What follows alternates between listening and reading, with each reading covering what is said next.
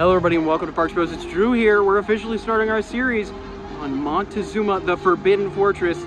Join us for this construction update. That's right, we've officially made this into its own separate series. So, from now on, at least every other week, there will be a brand new MonteZOOMa, the Forbidden Fortress update, specifically on this channel. So make sure to subscribe for that. Over on the launch track, you can kind of tell they haven't really done much this week, as the plastic water bottle that was there the week prior and the week before that is still sitting on the launch track. Kind of funny, but yeah, not too much of a change over here. You can see that old paint scheme coming through with some sandblasting or water blasting that they did. That green is popping in. Of course, you can see the bare foundations of the loop down the way. As we head into the updates, there's not too many, at least if you saw the video from last week. But we did get some fantastic views of where the loop used to reside. You can see that bare foundation for the vertical loop really well, as well as the fact that they've left up some of those lighting fixtures like the lighting rings that used to zoom by you as you got launched towards that singular inversion, as well as a lot of that original support structure still stands while that track has been taken out. It does seem like they've been slowly removing some of those side panels that would hold the friction brakes for this roller coaster, and just leaving the bare straight track where the launch used to reside. But outside of the vertical loop, all of that support structure is still left, so it makes me curious if they might reuse some of those supports with the new replacement track that might get here in the next couple of months. Swinging over by the station, you can see that it has recently been cleaned off quite a bit, but no major movement in this section of the ride as of yet. As you could even see, those chandeliers and the gates have been relatively untouched. But we know, at least from the concept art, they're looking to possibly change a lot of this, so I'm very excited. And hopefully it will be a full fortress on the inside and out. I would love to see some just crazy money being put into the theming of this ride. But before we move to that backwards spike to show off some of the updates with that, let's go to the forward spike, nestled in between Jaguar's turnaround. And we could see no real change with this outside of course, some cables being put up to help balance out the structure, I'm guessing, with its winches.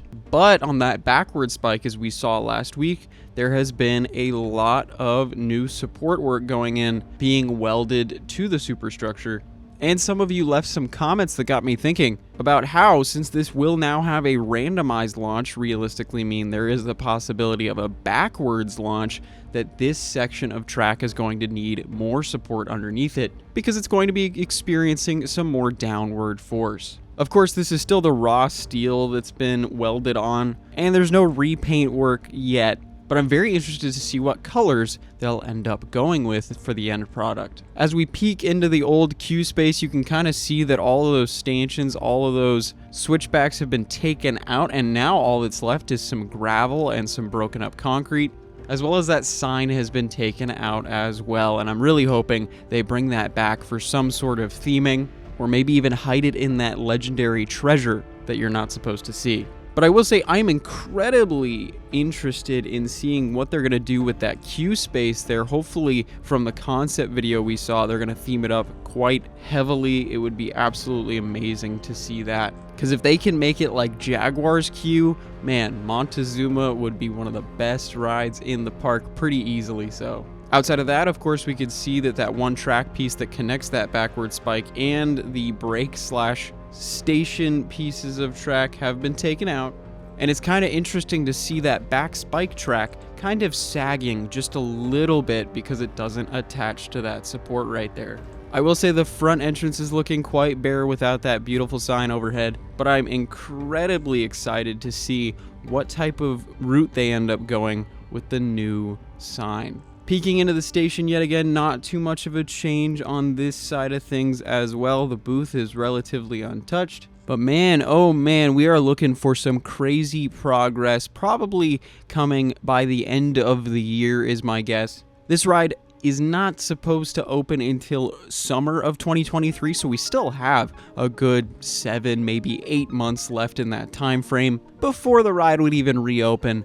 But you can bet I'm going to try and update you guys as much as possible whenever something new happens at MonteZOOMa, the Forbidden Fortress. All right, I hope you enjoyed. Not too much different here, but it's official. We're starting a series on just MonteZOOma, the Forbidden Fortress. Of course, some Fiesta Village updates will be in our vlog later this week. But if you enjoyed, make sure to subscribe. We're gonna have plenty more, probably once a week. But until then, we'll see you on the next ride.